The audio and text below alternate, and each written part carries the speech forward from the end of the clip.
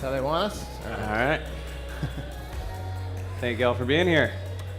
Just having us. All right, well, let's just jump right in here. Before we get into the real meat of it, though, Ryan, I want to give the audience an opportunity to maybe get over some of the stereotypes that they might have about the artists in your genre of music. You know, when people think of a world-famous DJ, they might have a few preconceived notions, and I want to give you an opportunity to sort of clear any of those up before we get started. I'm sorry, did the mounds of cocaine throw you off? No, he's saying that because I don't do that. I don't know exactly what stereotypes you're speaking of. I'm married. I'm a father of 3. I'm happy. You're known more as a family man than a rock star in terms of Sure, your offstage yes. antics, and maybe don't get in as much trouble as the average DJ. Yes. I think that's something to be proud of. And Steve, you are a serial entrepreneur. You've had a ton of success in a lot of different areas. One recent exit to Skype not that long ago. What in the hell made you look at the music industry and the state that it's in today and go like, yeah, I want a part of that? Well, I mean, music has always been my motivator. Believe it or not, GroupMe was made to go to concerts with our friends. Literally made in 24 hours at a hackathon so that we could go to a concert. And you know, it turns out it was useful for so many more things than that. And so when I was thinking about what to do next, I wanted something that was really going to motivate me. And music is that motivator for me. So I like to apply the art that I know, which is building software companies, to the art that I love, which is music, and help these guys, you know, make great things in the world. Yeah, and speaking of technology helping artists, Ryan, you've been doing this for a long time. You started mixing sounds back in your dorm room back in the day. Can you tell us a little bit about how the tools of music creation have evolved over the course of the time that you've been doing this, and how that sort of enables artists like yourself to explore their creativity deeper? Yeah, all the tools have changed. I mean, social media, from how I connect with my fans to how I'm actually writing and producing music. I mean, when I first started, it was, you know, the digital audio workstation was extremely expensive and out of reach for most people. But I mean, everything was, even if it was digital, it was still in an analog world. You know, you had synths and drum machines and, you know, racks and racks of gear, compression, EQs, whatever. Now, this is all inside the box. You open up a laptop and the power of the computer and the software that's been developed, it's all right there for anyone to use. And I think that's why we're seeing so much innovation right now. There's so many young kids coming up, and they're just writing and developing new sounds, you know, whatever, the computer at the kitchen, you know, the table that the family computer. I had a 13-year-old kid play me a new song last night at a restaurant. He came up, big fan. He's like, check what I made. And, you know, it's on his phone. He's playing it for me. So I think that's the biggest innovation, that the entry levels become so low that anyone can make music. That's exciting.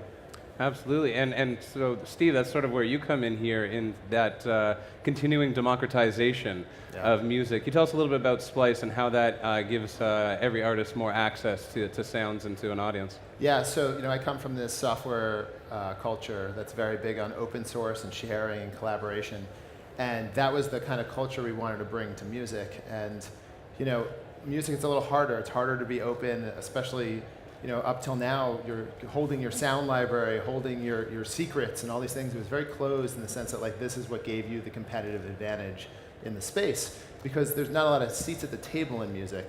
So, you know, people for a long time thought that that's the way they need to kind of to do things.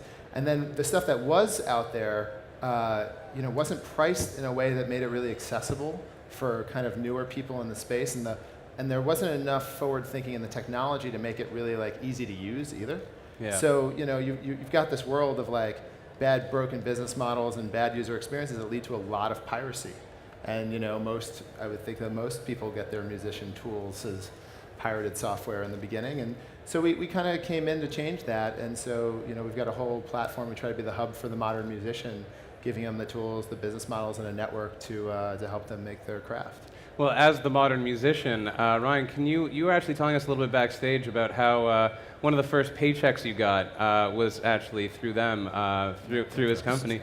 A very similar idea. I think what Splice has done is really changed the creative process. I think there's, you know, there's terabytes, gigabytes. It's just like thousands, millions, billions of sounds out there, and these guys have been able to catalog them and make a searchable database, and it makes my job, if I'm like, oh, cool, I need a tambourine, instead of like scrolling through tambourine samples on my hard drive, I can just pull it up here and pull it down really quickly. So I think it's just super innovative, and I've been a huge user, and part of the reason I agreed to be here is because I use their products so much.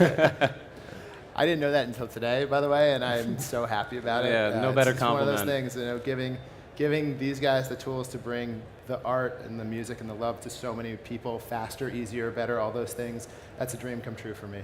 Yeah, and you guys are both very much proponents of sort of open source music, basically giving people the tools and letting them create what they will with it. But you know, that sort of leaves out some of the traditional gatekeepers, and with the evolution of music technology, those gatekeepers are becoming less and less significant, and they're really fighting for their piece of the pie these days. Can you tell us a little bit about some of the tension that exists between the traditional music industry and what you're trying to create and what you guys are doing? Why don't you go first? I mean, you know, I think for us, gatekeepers is what always scared me about music. It's the scariest part, and why I could only get involved in something that we didn't need to ask permission for anything that we were really doing. But like giving people this royalty-free way of using each other's music. I mean, we got into a conversation on the internet about, you know, what is free in music, and there's this difference we talked about free as in beer, free as in speech. If I give you a free beer, there's no strings attached to your beer. But free as in speech, there's strings attached to things you need to know about speech. And the same thing in music is what, you know, there's so many people out there trying to track different kinds of rights and who did what and all that stuff. But at its core, what we want to start with is these royalty-free, clean abstractions, right? Like, you made this to give to the world. Let them go do their thing with it. And that's the foundation. I think there's more ways we can explore that, but we're creating more opportunities for people to monetize what they're good at. Mm-hmm. Whether they're good at making snare drums, whether they're good at recording vocals, whether they're good at these things, and then giving the composers, the songwriters, the creators, the best tools available so that they can do what they're best at. And that way, if we can properly give everybody credit along the way and help them monetize their stuff, I think we create a better ecosystem without the need for as many of the gatekeepers. Anything to add, Ryan? No, I think you nailed it. I think we have a rough, kind of rocky road ahead of us as far as copyright and what that means. I mean, I've been an advocate to and change that, because it doesn't make sense in today's digital world. Well, when you say a rocky road, what are some of the barriers that still exist that you're still fighting to push through? I mean, look, if I hear the new Lana Del Rey single and I love it, and I'm just like a hobbyist user, and I want to go out there and I want to remix that single, so I take the 2-track and I mix it around, I download some sounds from Splice, munge it up, make something really cool, I'm happy with it, I go and I post it to whatever. My favorite platform is SoundCloud. Let's say the kid wants to use SoundCloud to post it. The thing's going to be taken down within 5 minutes. Even if he posts it as a secret link and he's sending it to his mom to listen, it will be taken down. And that's just not, I don't think anyone is, no good's coming from that. This person's just trying to share something new, get it out into the world, even if his imprint is to 10 people.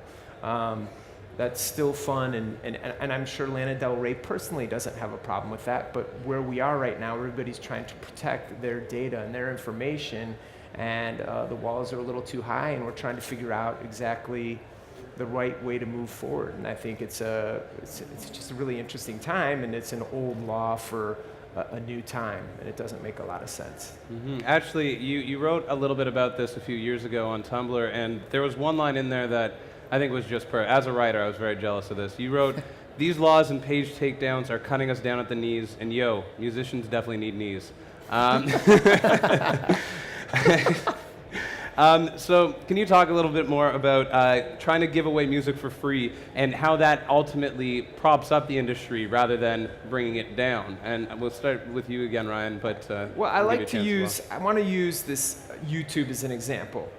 All right, YouTube, 5 years ago, I love Star Wars, and I would be like, I want to upload a couple little clips of, I want to edit Star Wars into my vacation movie with my kids. Woo, there's Chewbacca, he's like in there, I want to edit him in, and I put it up there, And then I get this note, copyright infringement. I'm like, oh man, I just sent this to grandma and grandpa. Nobody can watch a video because I had those little samples of the movie in there.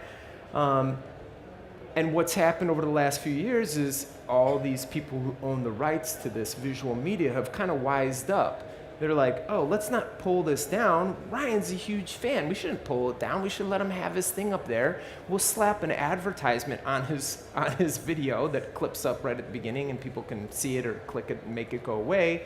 And we'll collect some of the money from this. And I'm completely cool with that. That works because all I'm trying to do is share this home video with friends and family. And I think they've got it a lot more figured out than we do right now. Because right now with music, you put anything up and it just, oh, that snare drum, that was used, Moby used that in 1992, so we got to take that down. We can't, I don't know, we're just hung up on the small things when we're all just trying to share music. Absolutely. And Steve, with that in mind, there's a few artists who have just been able to build careers for themselves without the traditional gatekeepers using Splice. Were you sort of surprised to see how many new acts were able to build a career for themselves just using your platform?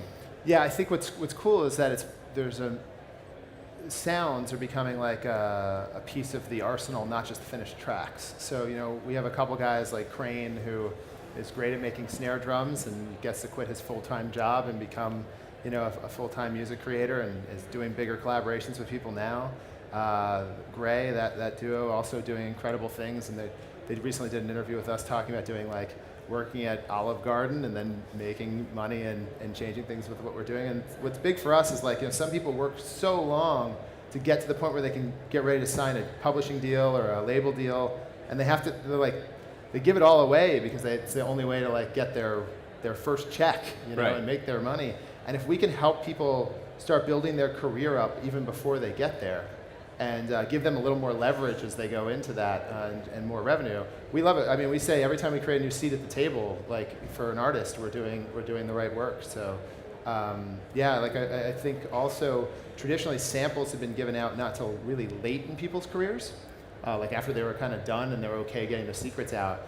But now it's becoming like a staple of like, you know, especially in the more Instagram, you know, social media driven, how you break music. This is a chance to show like, no, I'm a producer. Or I'm a sound designer, and I'm going to share that with other artists, and you're building lots of credibility with it.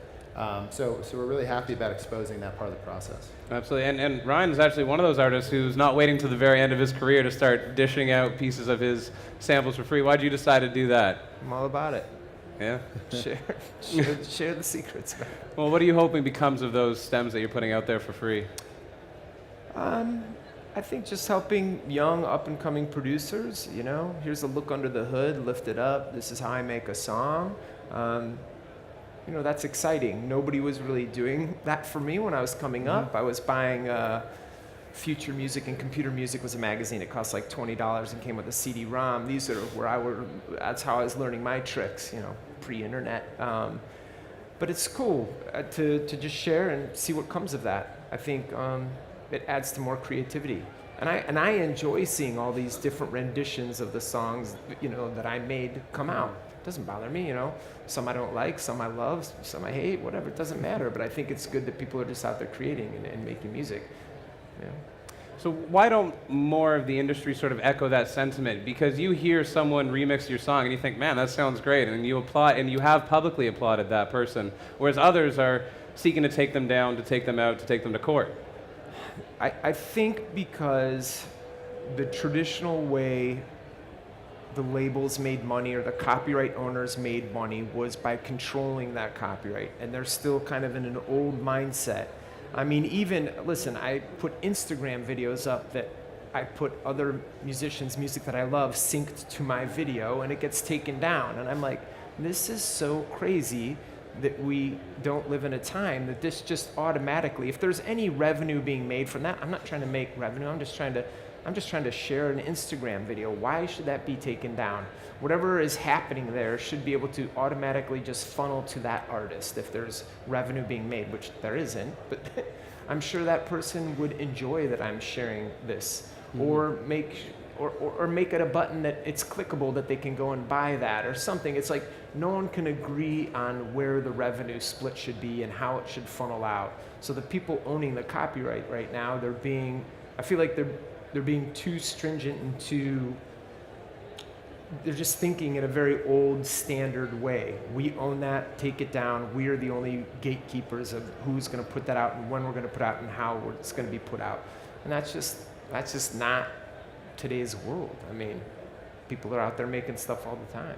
Right, and it seems like there's always sort of been a tension in the industry between the creators of new music and the owners of old music, and that just has continued for a long period of time. It's not necessarily just unique to the current generation of artists, but that's something that other artists have been asking others for copyright infringement because of they feel like they've been ripped off for throughout history.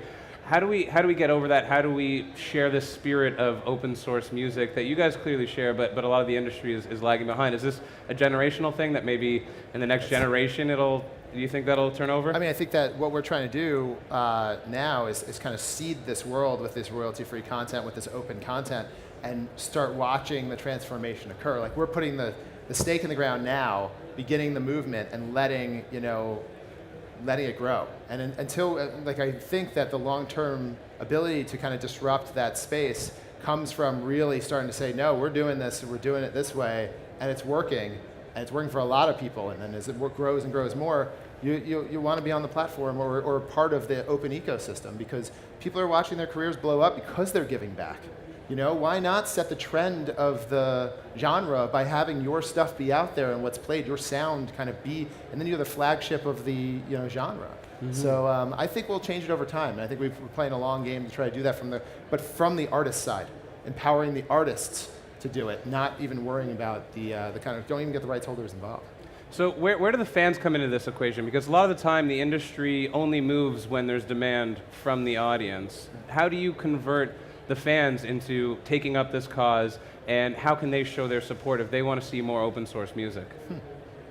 I mean, I think they have spoken up. SoundCloud was tremendously successful until it went into more of a subscription format, until their hand was forced to regulate the content. It was such a beautiful interface, and is such a beautiful interface, and then the copyright holders are the people that came up and really mucked it up for them. I think they were such a powerhouse in the industry because it was an easy way to share music and sounds. And too many people were against that. But dude, the people voted. They had millions and millions of people using that platform because it worked well. And I think, listen, if that guy who remixes my song wants to share it, he's gonna figure out one way or another to share it, regardless if it's monetized or not. So I think the people that own the copyright need to relax a little bit and work with this next generation of producers and creators to do it the right way. Because I don't think these kids are trying to steal, and they're not trying to do anything bad. They're just trying to, get their art out there and get heard.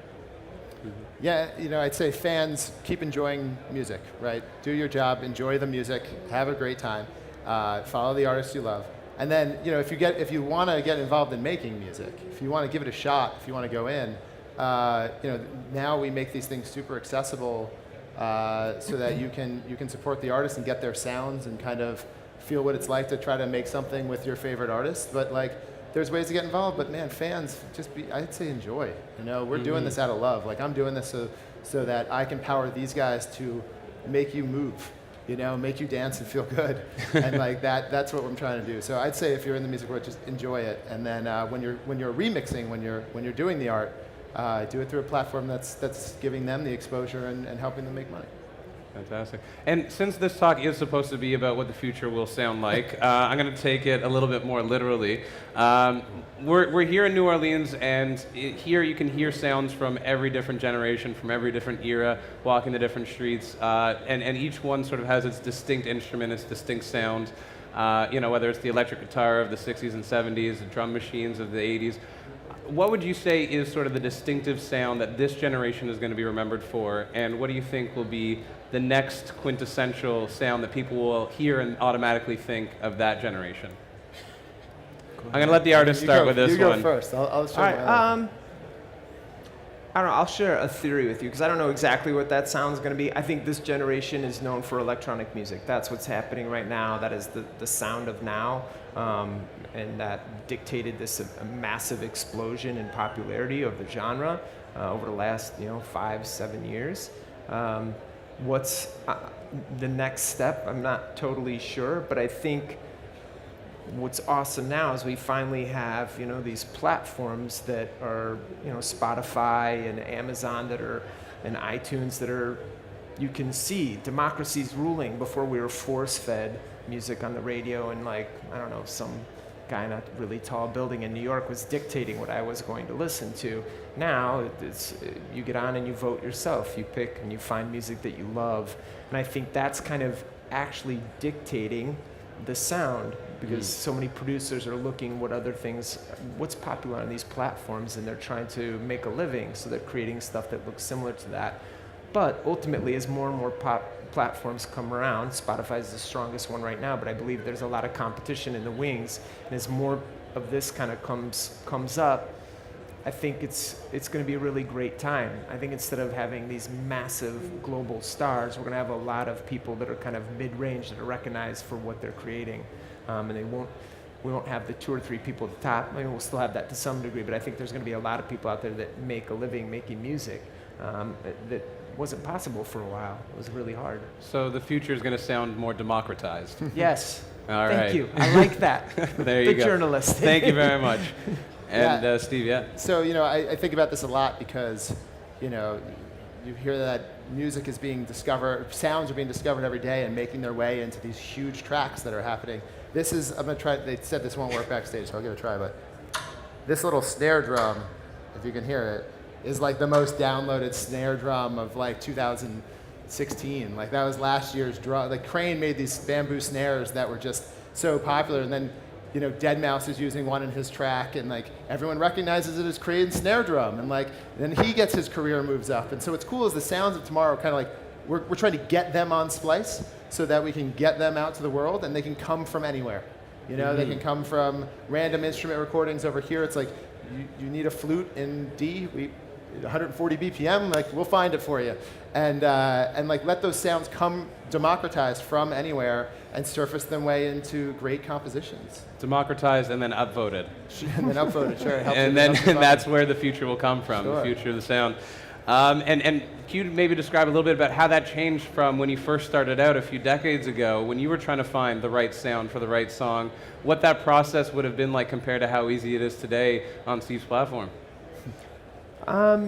Yeah, as you can imagine, I was just a lot more limited. I had a couple synths, a few drum machines, a sampler, and literally I had crates and crates of records.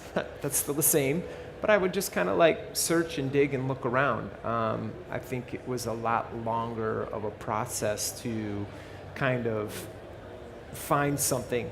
And there was a lot of moments when it was oh, this piece kind of works. I'll force it in the square peg into the round hole. I'll make it happen. Whereas there's really no boundaries now, just because there are so many sounds available and accessible and searchable. So it just really kind of changed the creative process. When before I think producers were thinking much more like a remixer, this is what I have in front of me. I've got my SP3000, and that's what I'm going to make my song on. And I have these sounds that were loaded into it, and I can figure out a cool way to make something. Now it's you have a laptop and an internet connection. There's thousands of songs waiting for you. So sounds. Fantastic. Anything last minute to add before we wrap up here? This makes me happy. Honestly, this is what we're trying to do. It's interesting to hear you guys talking backstage because it sounds like you're both a fan of each other's work, which is always an interesting dynamic. So thank you both for coming out and talking to us today. Thank you. And thank you all for being here.